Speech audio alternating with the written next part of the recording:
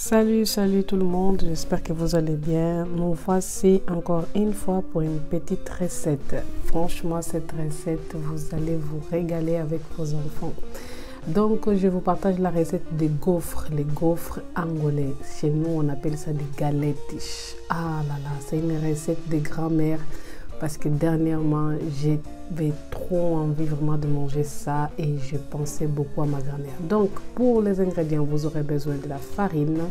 Ici, j'utilise environ 300 g de farine. J'ai le sucre, l'huile végétale, l'huile de tournesol, de l'eau salée, de l'eau à température normale. Vous mettez beaucoup de sel, il faut que ça soit salé, du beurre, le sucre vanille et aussi donc l'huile de tournesol, je pense que j'ai déjà dit. Voilà, franchement très peu des ingrédients.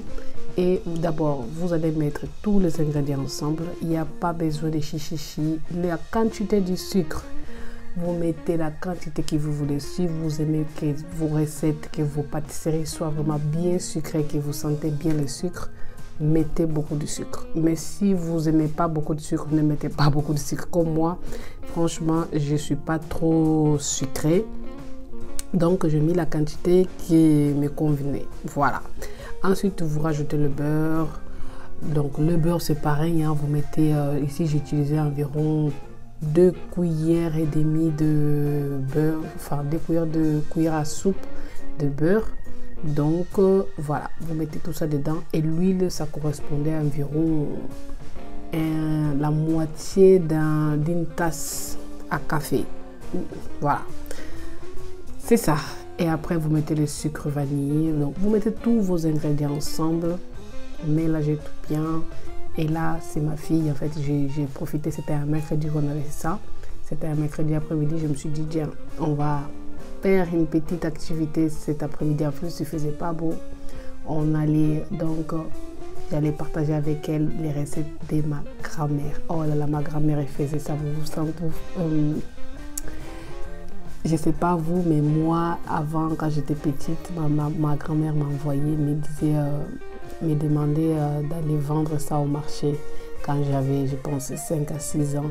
Et du coup, je me suis rappelé de cette recette. Donc, je me suis dit, est-ce que je vais réussir quand même la recette? Donc, me voici, hein, j'ai tenté une fois et ça a bien marché. Et du coup, là, je partage avec vous. Donc, j'ai mis de beurre, j'ai tout mis. Et l'eau salée, vous le mettez petit à petit. Il n'y a pas besoin de beaucoup d'eau. Franchement, juste que la pâte soit homogène. Et après, vous passez au plan de travail, vous massez. C'est comme si vous étiez en train de faire une pâte sablée environ. Voilà. Vous massez, là c'est ma petite Joyce qui est en train de masser, après c'est Jessie aussi, donc c'était vraiment l'air jour, elle était à fond, mais à fond, déchet à fond. On a passé un bon moment. Ensuite vous allez laisser donc votre pâte reposer un petit moment, environ une demi-heure, 1 heure, vous la laissez reposer, vous allez voir quand même que toute la matière grasse va s'essorer de la pâte. Et c'est à ce moment-là, ça veut dire donc que votre pâte, elle est au top. Vous faites des petites boules, hein. Il n'y a pas besoin de faire de grosses boules, des petites boules vraiment. Et après, vous mettez donc dans votre appareil, vous mettrez votre appareil à toast à chauffer. Et ensuite, vous venez donc placer, vous voyez, les tailles de mes petites boules sont vraiment petites. Et vous mettez à chaque carré, là moi je vais faire 8. Voilà. Ensuite, vous fermez et vous attendez. Et vous aurez des gaufres, mon Dieu, bien croustillantes. Et vous pouvez la conserver le temps que vous voulez. Vous avez vu?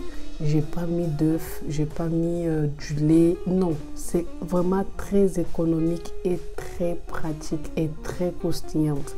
Ça, ah là là, je vous souhaite vraiment essayer chez vous. Et après, venez me dire aussi en commentaire qu'est-ce que vous en pensez. Vous aurez une saveur, mais comme des biscuits, mais... juste très bon. Si vous voulez accompagner ça, prenez du cacahuète. Oh là là, des cacahuètes non salées bien sûr. Oh là là, ça, des belles souvenirs franchement. Alors je vous souhaite une belle activité avec vos enfants ou toute seule. Vous pouvez déguster ça donc à tout de suite. pendant qu'elle est chaude, ou sinon vous attendez que ça refroidisse après, vous mettez dans une boîte hermétique. Et c'est bien important, si vous voulez que ça soit toujours bien croustillante, gardez soit dans un emballage plastique, soit donc dans une boîte hermétique auquel vous pouvez fermer, qu'il n'y ait pas de l'air qui circule. Voilà, en tout cas j'espère que cette recette ça vous a plu. Essayez chez vous, partagez la vidéo et aussi abonnez-vous. On est déjà en route aux 1000 abonnés, nous sommes déjà plus de 800 abonnés. Que Dieu vous protège. Merci.